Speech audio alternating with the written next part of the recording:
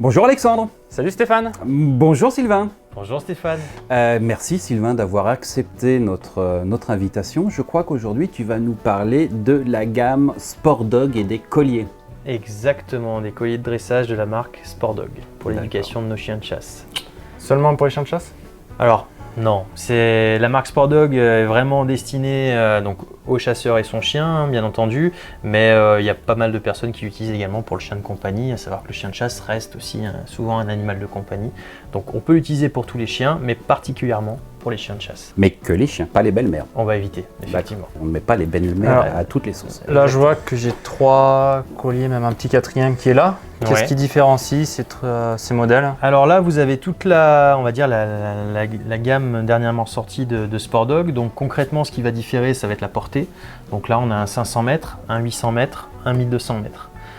Le petit collier que tu as ici, c'est ce qu'on appelle le SD Beep. C'est un beeper qui va être adaptable sur la version 800 mètres et 1200 mètres. Le beeper, c'est un matériel en fait qui va remplacer en quelque sorte la clochette. Ça va être pour la chasse à la bécasse particulièrement. C'est ce produit. Exactement. Donc qui met un son lorsque le chien est à l'arrêt. Exactement. Ça va permettre en fait d'avoir un avertissement quand le chien se met à l'arrêt. A contrario d'une clochette qui s'arrête, et ben là on aura le bip. Ça, on va pouvoir le paramétrer sur ces 2 modèles. Et le rajouter à la sangle en sachant que ce produit se suffit également à lui-même. C'est-à-dire que si la personne n'a pas besoin d'un collier de dressage, ce qui est le cas certaines fois, une fois que l'animal est dressé, et ben en fait il va pouvoir utiliser le SD Beep manuellement. Donc il programme ce qu'il souhaite au préalable, donc soit à l'arrêt, soit quand le chien court. Et en fait, du moment que le chien va se mettre à l'arrêt et que l'appareil est en route, le SD Beep va se mettre à biper. Donc limite, on n'a plus besoin de ça, il ne servir que du collier. Exactement, c'est vraiment au choix, mais c'est vrai que le fait de pouvoir l'additionner sur la version 800 mètres et 1200 mètres peut être intéressant pour les personnes qui, au préalable, souhaitent dresser leur animal et après souhaitent acquérir un beeper pour pouvoir aller un petit peu plus loin. Tu peux paramétrer d'autres accessoires autres que le beeper? Sur le 500 mètres, tu peux mettre 2 chiens, donc on peut paramétrer un 2e collier. Sur le 800 mètres, on peut mettre 3 chiens. Et sur le 1200 mètres, on peut mettre jusqu'à 6 chiens.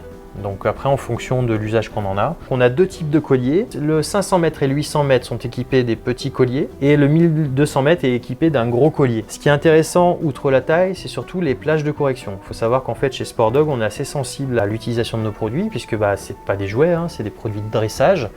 Donc ça veut dire qu'il faut absolument que la personne qui utilise ça ait une notion de dressage. Est-ce que c'est dangereux pour le chien? Ça peut l'être si c'est mal utilisé.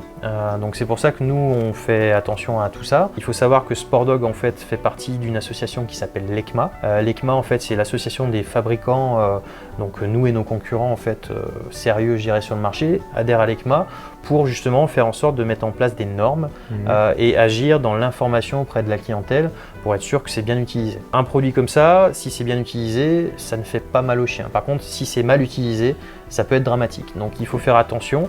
Donc je vous invite tous les consommateurs, en fait, si vous achetez des produits Sport Dog, à bien vous renseigner. Alors nos guides sont bien faits avec pas mal d'informations par rapport au dressage. Mais moi, je vous invite vraiment à vous renseigner sur la méthode pour dresser votre animal, puisque ça ne sert à rien de corriger un chien s'il ne comprend pas l'ordre qu'on lui donne. Donc ça, c'est important. On insiste dessus, puisqu'on est des amoureux des chiens avant tout. C'est un outil qui est parfait à l'utilisation à la chasse, parce que souvent, le chien est passionné, donc chasse pour lui, ce qui est naturel pour un chien.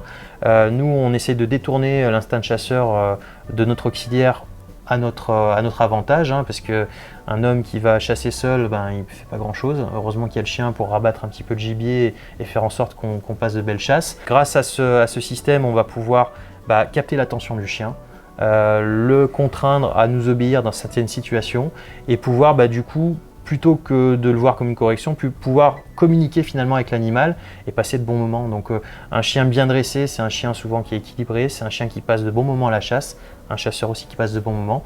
Donc on peut vraiment développer quelque chose de passionnant avec l'animal en utilisant correctement les produits. Combien de temps d'adaptation par rapport à l'animal?